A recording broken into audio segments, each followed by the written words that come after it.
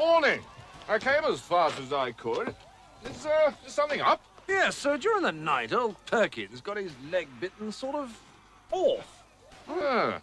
Been in the wars, have we? Yes. Any headache? Bowels all right? Well, let's have a look at this one leg of yours then, eh? Yes.